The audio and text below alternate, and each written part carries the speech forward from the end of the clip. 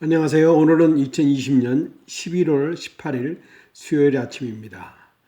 오늘도 읽어주는 카페 나나imo 제일교회 사람들 시작을 하겠습니다. 먼저 알림 게시판을 열어보겠습니다.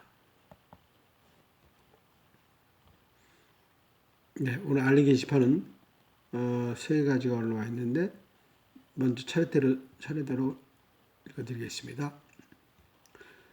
네, 오늘은 11월 18일 수요일 다니엘 기도회 강사는 신에라 집사입니다. 신에라 집사는 TKC 빅쇼 소속 연예인입니다. 그리고 부모의 사명이라는 제목으로 오늘 6시 30분에 우리에게 말씀을 전해 주실 겁니다. 많은 동참을 바랍니다. 네, 감사합니다. 네, 그리고 함께 기도해 주세요라고 하는 제목이 올라와 있습니다. 우리 그동안에 우리 이옥자 권사님 수술 날짜를 늘 잡고 있었는데 11월 20일 금요일 날 수술 날짜가 잡혔습니다. 수술할 수 있도록 인도하신 하나님께 감사드리고요. 그날에 하나님이 택하신 의사들을 통해서 순조롭게 수술을 잘 마칠 수 있도록 성령님께서 이끌어 주시기를 바란다라고 우리가 기도하겠습니다. 그리고 수술 후에도 빠른 회복이 될 수 있도록 건강을 지켜 주시옵소서라고 우리 성도님들 모두 함께 중보기도를 했으면 좋겠습니다. 중보기도 요청이 들어왔습니다. 네, 감사합니다. 그리고 나나이모 뉴스 코비드 19이 들어와 있습니다.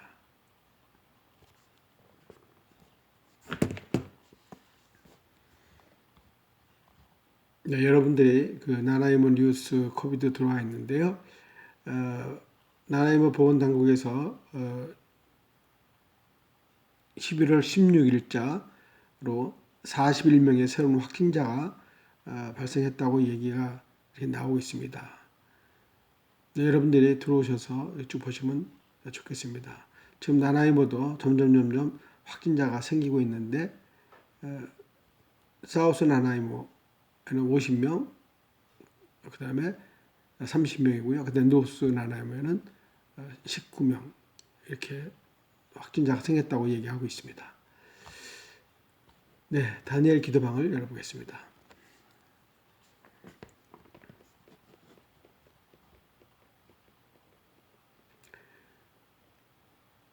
임종원 목사님, 오늘 말씀 전해주시는 목사님이시죠?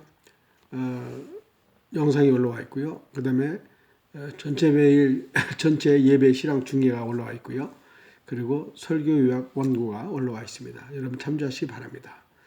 출석 인사방을 열어보겠습니다.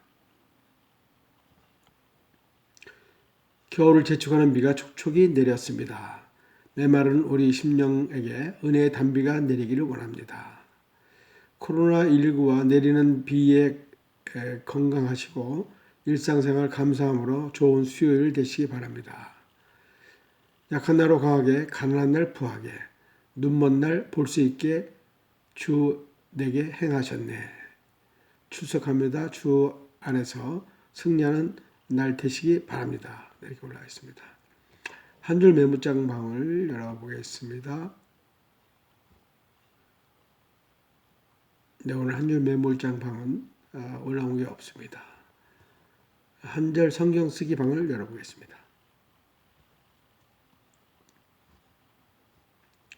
사람에게 보이려고 그들 앞에서 너희 의를 행하지 않도록 주의하라. 그리하지 아니하면 하늘에 계신 너희 아버지께 상을 받지 못하느니라. 마태복음 6장 1절 말씀입니다. 하나님의 말씀을 너희에게 일러주고 너희를 인도하던 자들을 생각하며 그들의 행실의 결말을 주의하여 보고 그들의 믿음을 본받으라. 예수 그리스도는 어제나 오늘이나 영원토록 동일하신느니라. 여러 가지 다른 교훈에 끌리지 말라. 마음은 은혜로서 굳게 함이 아름답고 음식으로서 굳게 함이 아니니 음식으로 말미암아 행한 자는 유익을 얻지 못하느니라. 히브리서 3장 7절에서 9절 말씀입니다. 나의 하나님 여호와여, 주께서 종으로 종의 아비 다윗을 대신하여 왕이 되게 하셨사오니 종은 작은 아이라 출입할 줄을 알지 못하고 주의 빼신 백성 가운데 나이다. 저희는 큰 백성이라 수요가 많아서 셀 수도 없고 기록할 수도 없사오니 누가 주의 이 많은 백성을 재판할 수 있사오리까? 지혜로운 마음을 종에게 주사 백성을 재판하여 선악을 분별하게 하옵소서. 솔로몬이 이것을 구하매 그 말씀이 주의 마음에 맞은지라. 열왕기상 3장 7에서 8절입니다.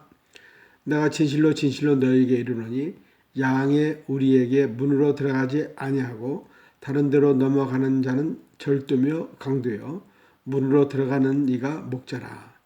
문지기는 그를 위하여 문을 열고 양은 그 음성을 듣나니 그가 자기의 양 이름을 불러 각각 인도하여 내느니라.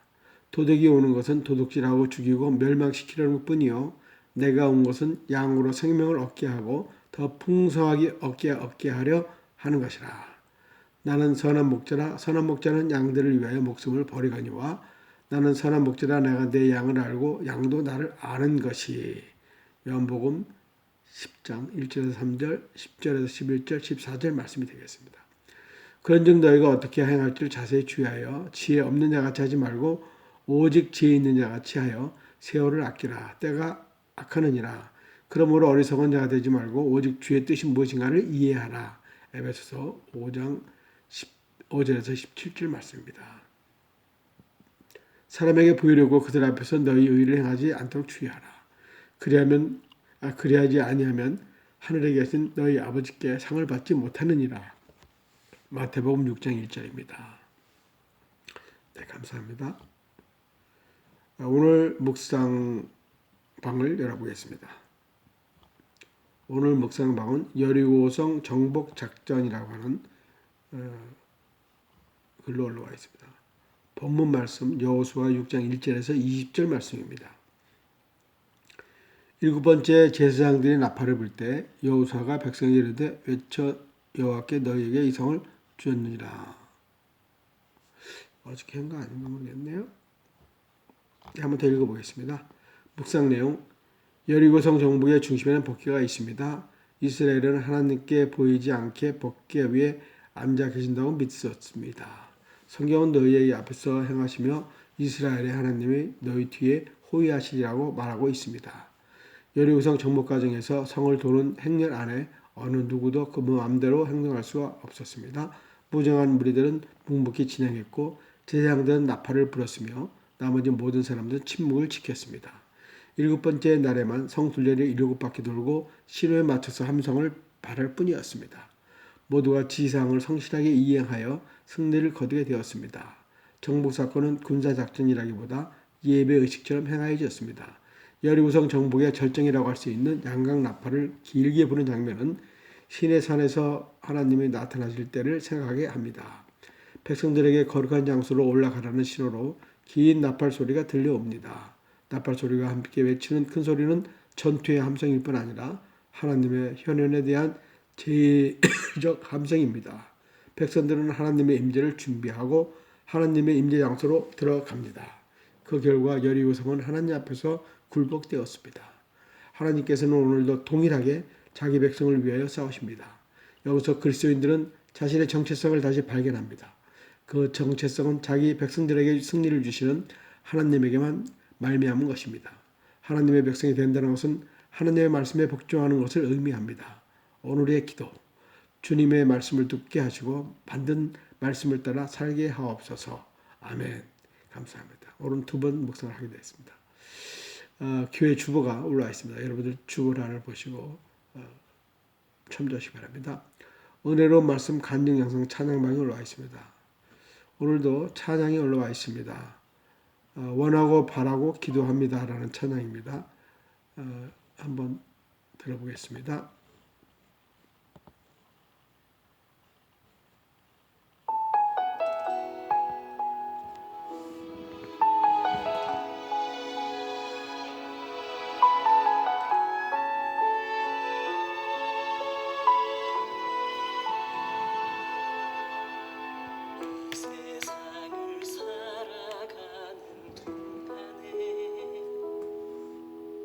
나의 힘을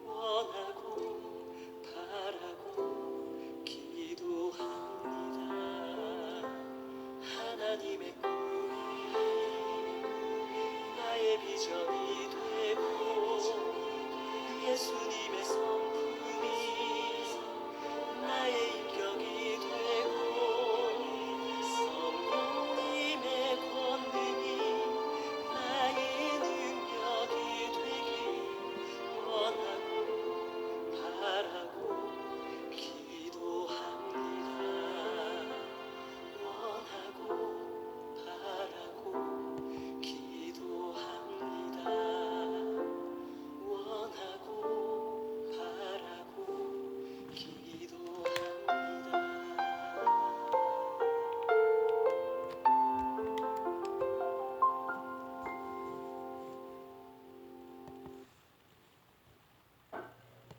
네, 원하고 바라고 기도합니다라는 찬양을 같이 들었습니다. 네, 감사합니다.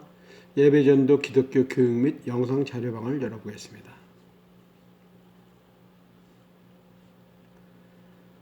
예배의 근원, 왜 예배를 드리는가?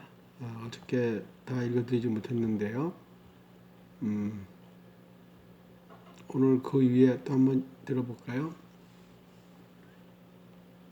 우리가 또 한 예를 들자면 일찍이 마틴 루터는 누가복음 7장 11절에서 19절에 10명의 문둥병 환자가 고침을 받은 사건을 통해서 진실된 예배가 무엇인가를 하는 설명을 한 바가 있습니다. 10명의 문둥병 환자가 고침을 받았는데 그 중에 딱 한 사람만, 그것도 사마리아 사람만이 와서 하나님께 영광을 돌리며 예수의 발 아래 엎드려 살해하였다라고 합니다. 10명이 구원함을 얻었는데 그 중에 이 사람만 하나님께 나와 구원에 감사하며 영광을 돌렸습니다. 그래서 예수님께서는 탄식하시기를 이 이방인 외에는 하나님께 영광을 돌리러 온 자가 없느냐라고 말씀하셨습니다.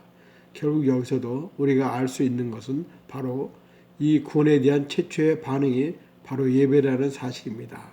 즉 구원은 예배의 근원입니다. 네, 감사합니다. 좋은 글, 나눈 글, 교훈 글을 읽어보겠습니다. 할머니 보고 싶어요 라는 글이 올라와 있습니다. 할머니 보고 싶어요. 아이가 어렸을 때 엄마는 병으로 세상을 떠났고 아빠는 건설 현장에서 노동자로 일하고 있어 떨어져 살아야 했습니다. 할머니는 조금이나마 아들의 수고를 덜어주려고 온종일 산으로 들러다니며 나무를 캤습니다. 그리고 밤이 새도록 나무를 다듬어서 다음날 시장에 나가서 팔았습니다. 아직 어린 손주는 할머니가 키워오는 산나물이 너무 싫었습니다. 학교에서 돌아오면 할머니와 함께 손톱 밑에 까맣도록 물들도록 나무를 다듬어야 했기 때문입니다. 그러던 어느 날이었습니다. 선생님이 학부모 상담 기간이라 부모님이 학교로 오셔야 한다고 했습니다. 근데 학교에 가실 수 있는 분은 할머니뿐이라 손주는 걱정이 되었습니다. 할머니의 허름한 옷도 싫었고 구부러진 허리 때문에 친구들에게 창피했습니다. 무엇보다도 선생님이 할머니 손에 까만 물을 보는 게 정말 싫었습니다. 집으로 돌아온 손주는 한참을 망설이다가 할머니께 말을 꺼냈습니다. 선생님이 내일 학교 오라고 하시네요. 할 수 없이 말하긴 했지만 할머니가 정말 학교에 오시면 어쩌나 밤새 걱정이 되었습니다. 다음날 오후였습니다. 손주는 선생님이 불러서 교무실로 갔습니다. 선생님은 할머니의 두 손을 꼭 잡고는 아이에게 말했습니다. 우리 하나리 할머니께 효도하려면 공부 열심히 해야겠다. 그 순간 손주는 와락 눈물이 쏟아졌습니다. 선생님이 눈시울을 적시며 잡고 있는 할머니의 손으로 거미등처럼 갈라지고 있었고 피가 흐르듯 상체를 가득했습니다. 할머니는 손주가 자신을 부끄러워한다는 것을 알고 있었습니다. 그래서 아침 내내 피복지에 손을 담그고 수세미로 박박 밀려 닦고 또 닦으셨던 것입니다. 저에게도 그런 할머니가 계셨습니다. 어쩌다 찾아오는 손주가 노인 냄새가 난다고 할까봐 추운 겨울에도 당신의 몸을 깨끗이 닦고 닦으셨던 할머니, 꼬깃꼬깃 모아둔 돈을 호주머니에서 꺼내 부모님 몰래 내 손에 가만히 쥐어주셨던 할머니, 힘내세요. 건강하세요. 그 한마디에 세상 가장 행복한 웃음을 지으셨던 영원한 내 편, 나의 할머니, 당신이 계심으로 오늘의 내가 있습니다. 오늘의 명언, 헌신이야말로 사랑의 연습입니다. 헌신으로 사랑은 자라납니다. 로버트 루이스 스티븐스가 얘기했습니다. 네, 감사합니다. 하나 더 읽어드리겠습니다. 행복의 문을 여는 비밀 열쇠. 행복의 문을 여는 비밀 열쇠. 일상의 풍요로움은 욕심 그릇을 비워서 채우고 자신의 부족함은 차고 매운 가슴으로 다스리되 타인의 허물은 바람처럼 선들선들 흐르게 하라. 생각은 늘 희망으로 깨어있게 손질하고 어떤 경우도 환경을 탓하지 말며 결코 남과 비교하는 어리석음을 범하지 말라. 미움은 불과 같이 소중한 연인을 죄로 만들고 교만은 독과 같아 스스로 파멸케 하니 믿었던 사람이 배신을 했다면 조용히 침묵해라. 악한 일엔 눈과 귀와 입을 함부로 내몰지 말고 선한 일엔 몸과 마음을 아낌없이 탕진하여 삶의 은혜로움을 깊고 깊은 사랑으로 완성하라.